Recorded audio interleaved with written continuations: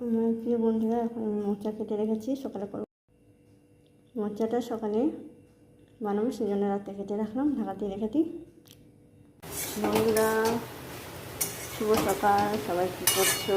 আমি তো সকালে উঠে বলছি, এবার রান্না শুরু করে দিয়েছি।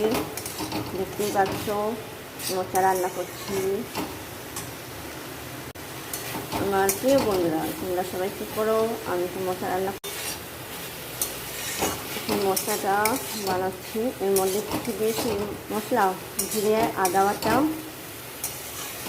আর হচ্ছে নুন, হলুদ, লঙ্কা দিয়ে লঙ্কা দেবো। নিরামিষ মশলা রান্না করছি, বুঝতে পারছ। এদিকে মশলাটা আমি একটু নেড়ে দিচ্ছি, কারণ একটু সময় লাগবে। এর মধ্যে একটুখানি জল দিয়ে দিয়েছিলাম।